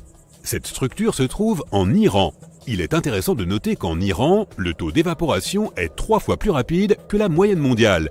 Donc cette conception en forme d'arc est très pratique. Elle capture l'eau de manière à ce que celle-ci puisse former une masse unique dans son ensemble avant de s'évaporer. La coque extérieure du système de toiture recueille l'eau de pluie, mais elle fait également office d'ombrage supplémentaire. Elle permet à l'air de circuler librement et est conçue comme un mécanisme de refroidissement pour les deux toits. L'Eco-Lodge en Égypte est notre prochaine étape. Le projet est construit dans un endroit qui surplombe le désert et est conçu à l'aide de matériaux disponibles sur place, comme des briques cuites au soleil et du bois de palmier. Le bâtiment est un exemple d'architecture traditionnelle. Il y a un bassin d'eau qui laisse entrer l'air pour garder l'intérieur frais. Le centre d'interprétation du Chili mérite aussi d'être mentionné. Le désert d'Atacama au Chili est l'une des principales destinations touristiques du pays. Pour aider les touristes, les architectes ont conçu un centre d'accueil des visiteurs dans le cadre de l'infrastructure du parc éolien. Ici, les mois froids de l'hiver ne frigorifient pas les gens, car les immenses fenêtres tirent la meilleure partie de la chaleur du soleil. Ce qui est encore plus intéressant, c'est que le bâtiment est conçu pour s'assombrir complètement la nuit. Imagine que tu te cognes contre le bâtiment par accident. Black Desert House rend hommage aux étoiles. La nuit, cette maison devient complètement sombre. Elle se dissout dans la nuit pour que les étoiles puissent apparaître encore plus en évidence. Alors et toi, connais-tu des bâtiments mystérieux dans le désert qui ne figurent pas sur cette liste? Fais-nous en part dans les commentaires. Ces déserts arides qui s'étendent à perte de vue semblent sans vie de prime abord. Mais parmi ces sables, il est aussi possible de rencontrer des créatures dangereuses et parfois effrayantes. Certaines d'entre elles ne peuvent présenter qu'un léger risque pour notre santé, mais d'autres resteront à jamais gravées dans ta mémoire. Faisons leur connaissance, en commençant par les plus modérément dangereuses et en terminant par les véritables cauchemars. Tu marches dans le désert et tu vois un gros ours en peluche, les bras grands ouverts. Tu en déduis qu'il s'agit probablement d'un mirage, mais tu t'approches tout de même. Tu avais vu juste... Ce n'est pas une peluche, mais un cactus géant. Et il y a quelque chose d'étrange à son sujet. Grâce à son étrange pilosité, ses branches semblent s'apparenter aux bras d'un ours en peluche. Il ne s'agit cependant pas de fourrure, mais de milliers de fines aiguilles. Et c'est la raison pour laquelle il ne faut surtout pas s'en approcher. Ce cactus se nomme Cylindropuntia bigelovi, ou Cholla urson. Il pousse dans les zones désertiques de l'Arizona et dans le nord du Mexique. Ne t'inquiète pas, ce cactus ne t'attaquera pas pour autant, mais il s'accrochera à ta peau ou à tes vêtements si tu as le malheur de le toucher. Ce manteau de fourrure protège le cactus des animaux, crée de l'ombre et le protège de la chaleur. Les branches latérales sont les parties les plus importantes de la plante, car elles réalisent la photosynthèse et accumulent une grande quantité d'humidité à l'intérieur. Ainsi, malgré tous les dangers qu'il présente, ce cactus peut s'avérer utile pour les gens qui se déplacent dans le désert. Et le danger ici, ce sont les aiguilles. Si tu les regardes de plus près, tu remarqueras leur aspect barbelé. Il suffit de les toucher pour que des centaines d'épines s'enfoncent dans ton doigt. Il est difficile de s'en débarrasser, et les épines provoquent des sensations douloureuses extrêmement désagréables. Mais ce qui est le plus intéressant avec ce cactus, c'est la façon dont il se reproduit. La plante se clone d'elle-même dans un nouvel endroit. Lorsque les animaux et les hommes passent devant ce cactus et le touchent, ce dernier leur cède un petit morceau de lui-même avec ses épines. Dès que ce morceau tombe au sol, il prend racine et commence à pousser. On augmente le degré de dangerosité. Le prochain monstre du désert court vers nous. Et c'est une autruche. Beaucoup pensent que ces animaux sont des poltrons, tout juste bons à s'enfouir la tête dans le sable. Tu changerais probablement d'avis si tu avais la malchance d'en croiser une. En général, les autruches ne sont pas agressives, mais tu devras prendre tes jambes à ton cou si jamais tu t'approches de leur nid. En revanche, tu as peu de chances de leur échapper, car les autruches ont une vitesse de pointe de 70 km/h. Tu auras besoin d'une voiture pour les distancer, car elles sprintent et frappent leur ennemi de leur poitrine. Il est même arrivé que des autruches attaquent des camionnettes et leur causent d'importants dégâts. Mais le principal danger que représentent ces volatiles réside dans leurs puissantes pattes munies de griffes acérées. Avec celles-ci, ils peuvent porter des coups puissants et même s'acharner sur un adversaire au sol. Alors oui, si tu aperçois une autruche au loin, passe ton chemin. Ce petit lézard tacheté passe presque tout son temps sous terre, dans les déserts arides du sud-ouest des États-Unis et du nord-ouest du Mexique. Parfois, il sort pour chercher son repas. Il a l'air trognon comme ça, mais à vrai dire, il s'agit du très dangereux monstre de Gila. Sa peau épaisse le protège des faucons, des coyotes et d'autres prédateurs. Mais son atout principal, c'est son venin. Les serpents et les araignées injectent leurs toxines à l'aide de longs crocs acérés. Mais le monstre de Gila, lui, s'accroche à sa proie et la mâche pour répandre son venin. Et lorsqu'il mord une personne, il est capable de garder ses mâchoires fermées pendant très longtemps. Il est difficile de se débarrasser de l'animal. Les personnes qui ont ressenti les effets de son venin disent avoir eu l'impression que de la lave en fusion leur passait dans les veines. Malgré cela, le lézard s'est avéré utile à la science. Des médecins ont exploité son venin afin de concevoir des médicaments contre le diabète et l'obésité. Le moment est venu. Prépare-toi à rencontrer l'une des créatures les plus effrayantes du désert. Ne fais aucun bruit et profite juste du silence. Ne bouge pas, il n'y a personne aux alentours. Soudain, tu entends un sifflement venant d'en bas. Tu baisses la tête et tu la vois. Une grosse araignée jaune de la taille de la paume de ta main, aux puissantes mandibules et aux longues pattes, se tapit dans l'ombre de ton corps. Horrifié, tu fuis ce monstre. Mais il te poursuit. Ce n'est pas facile à faire dans une telle situation, mais tâche de te calmer. La créature ne s'intéresse pas à toi. Elle ne veut que ton ombre pour s'abriter du soleil brûlant. En tout état de cause, il vaut mieux ne pas la toucher. Les puissantes mâchoires de l'araignée solifuge peuvent provoquer des sensations très désagréables. C'est le moins qu'on puisse dire. D'ailleurs, cette créature n'est pas exactement une araignée. Certes, elle appartient à la classe des arachnides, mais il s'agit d'une espèce distincte, les Solpugidae. Il aime mordre. Elle n'est pas craintive, et même assez agressive. La solifuge se nourrit d'insectes, de lézards, de rongeurs et de petits oiseaux.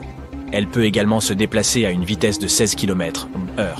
Compte tenu de sa petite taille, c'est très rapide. Il faut être un athlète professionnel pour parvenir à lui échapper. Le plus souvent, on trouve ces solifuges dans les déserts du Moyen-Orient. Mais elles vivent également au Mexique et dans le sud-ouest des États-Unis.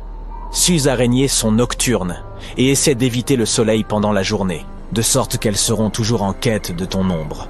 D'ailleurs, elles doivent leur nom au fait qu'elles fuient l'astre solaire en toutes circonstances. Tu n'auras aucune chance de leur échapper pendant la journée, mais elles voudront également s'en prendre à toi pendant la nuit, surtout si tu fais un feu. Les Solpugidae courent toujours vers la lumière dans l'espoir d'attraper quelque chose. Certaines espèces de ces araignées émettent même un sifflement pour effrayer leurs ennemis. Calmons-nous un instant et quittons ce désert brûlant. Nous entrons dans les tropiques humides de la Tanzanie. Sous l'écorce des arbres, les tapis de feuilles mortes et dans les grottes obscures, tu pourrais bien rencontrer l'une des créatures les plus terrifiantes de la planète, l'amblipige, ou araignée 24 heures. Imagine-toi un gros scorpion dépourvu de queue, avec un corps plat qui semble avoir été compressé. Il ressemble aux araignées, mais n'a pas de glandes à venin et ne peut pas tisser de toile. Ce monstre est rapide et silencieux. Mais ce qui est le plus effrayant, ce sont ses 2 griffes avant, 2 fois plus longues que la créature elle-même. Toute proie qu'il attrape ne pourra jamais s'échapper. Sa vie entière passée dans une grotte sombre a altéré sa vue et l'amblipige essaie donc d'éviter la lumière du soleil. Lors de la mue, il grimpe au plafond et se débarrasse lentement de son ancienne peau. Imagine-toi diriger ta lampe à cet endroit pour y apercevoir de petits cocons, d'où sortent des araignées pâles aux pattes excessivement longues. Si tu croises cette créature dans la vraie vie, garde ton calme et éloigne-toi lentement le plus loin possible. Reste sur tes gardes. L'amblipige peut se glisser sous tes vêtements en un clin d'œil et te mordre à l'abdomen. Et ce n'est rien à côté de ce qui t'attend. Bon, d'accord, c'est une blague. Ce gentil petit bonhomme est l'une des créatures les plus timides et les plus inoffensives parmi tous les arachnides. Il a peur de nous et ne s'en prendra jamais à toi. Beaucoup le trouvent majestueux et gardent des amblipiges dans des terrariums faits de verre. Si tu désires un tel animal de compagnie, veille attentivement à ce qu'il ne s'enfuit pas de sa maison. Car si cela se produit, il sera très difficile de le rattraper. En quelques instants, il peut se glisser sous ton lit ou passer par les interstices du plancher.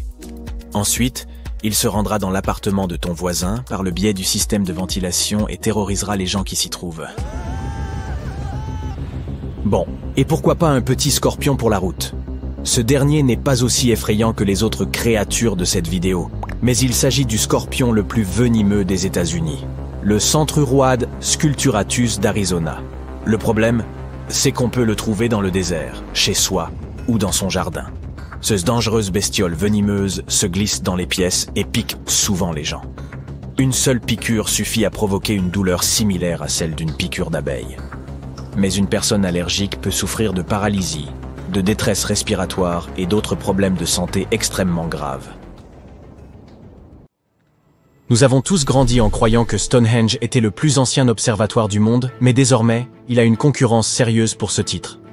Nabta Playa a été construit à plus de 3919 km de distance, dans le sud de l'Égypte, et des milliers d'années, 7500 avant notre ère, avant Stonehenge, entre 3000 et 1500 avant notre ère, et même les pyramides de Gizeh, entre 2589 et 2504 avant notre ère. En 1973, un guide bédouin, Eid Marif, est tombé sur un étrange groupe de grandes formations rocheuses en traversant le désert du Sahara. Il a conduit l'archéologue américain Fred Wendorf sur le site situé à environ 96 km du Nil. L'ami et collègue de Wendorf affirme que l'équipe a découvert les pierres en s'arrêtant pour une pause toilette dans le désert. De toute façon, ce qu'ils ont trouvé a changé l'histoire. Au début, Wendorf pensait que les structures en pierre étaient juste des formations naturelles. Mais ensuite, il eut une révélation. Cet endroit était autrefois un lac, ce qui signifie qu'il ne devrait pas y avoir de roches naturelles ici. Il continua à revenir sur le site pendant des décennies, et au début des années 1990, son équipe découvrit finalement un cercle de pierres qui semblait s'aligner avec les étoiles d'une manière inexplicable. Après 7 longues années à essayer de percer le mystère du site, Wendorf contacta un expert en archéoastronomie. Ils étudient comment les anciens utilisaient les étoiles. Un soir, alors que l'expert était assis dans le sable frais du désert, regardant les pierres, il se rendit compte qu'elles formaient un motif irradiant à partir d'un immense tumulus funéraire.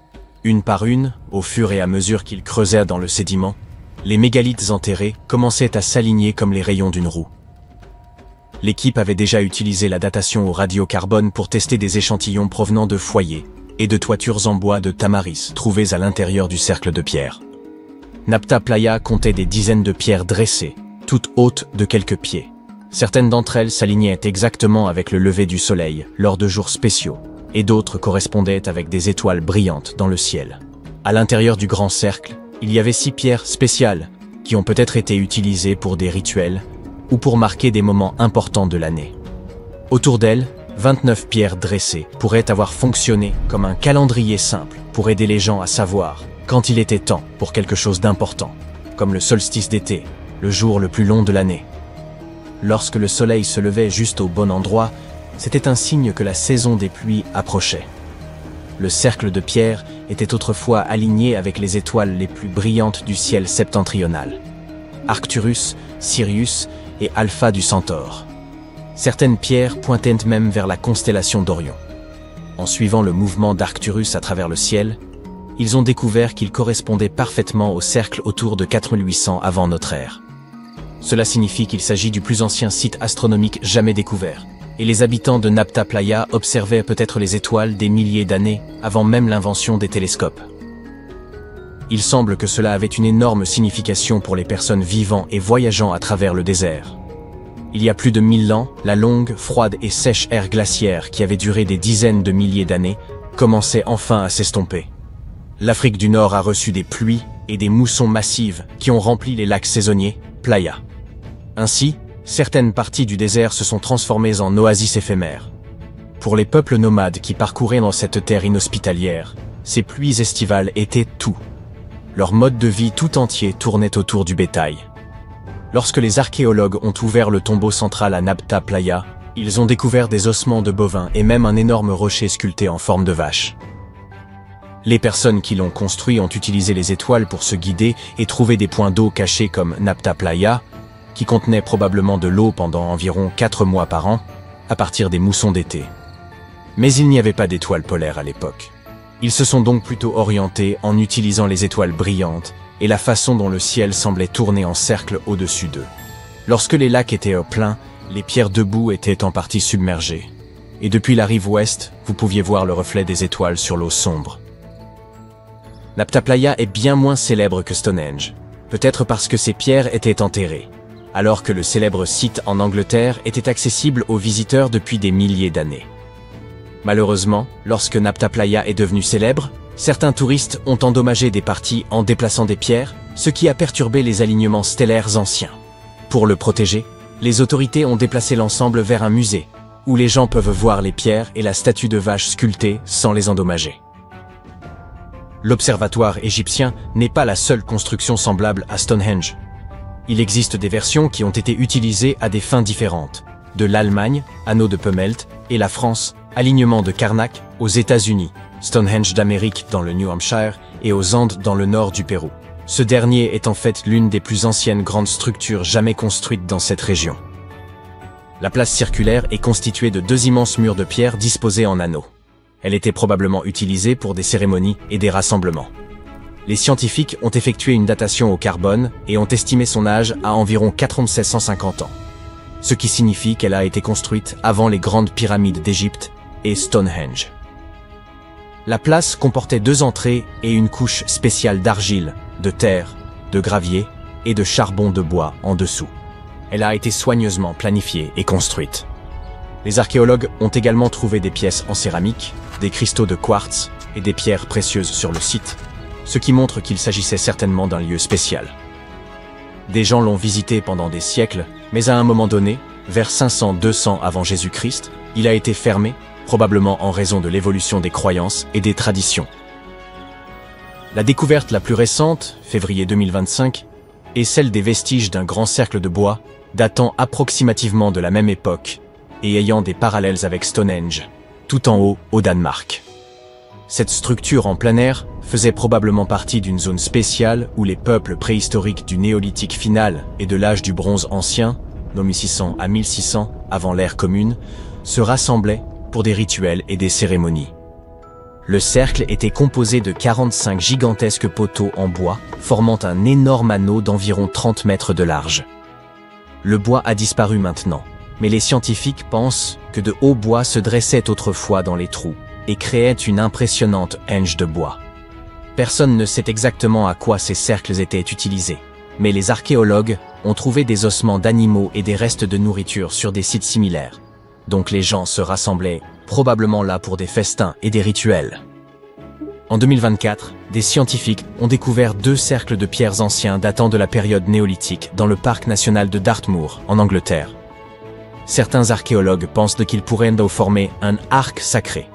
Beaucoup des structures de pierre de Dartmoor ont été construites en forme courbée sur les hauteurs au centre de la zone. Il y a longtemps, Dartmoor était couvert de forêts, donc les gens ont peut-être utilisé ces hauteurs comme repères importants. Un des nouveaux cercles découverts s'intègre à l'intérieur de cet arc, mais l'autre est à l'extérieur, au nord. Cela aurait pu être un point d'entrée dans l'arc. Il y a également une levée de terre près des pierres, qui ressemble à d'autres sites néolithiques célèbres, comme le cercle de Brodgar en Écosse et Stonehenge lui-même. Cela signifie que les personnes qui ont construit ces cercles ont peut-être visité Stonehenge ou en ont été inspirées.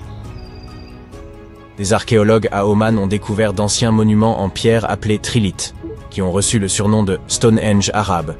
Ils ont été achevés il y a environ 2000 ans. Mais personne ne sait avec certitude qui les a construits ni pourquoi.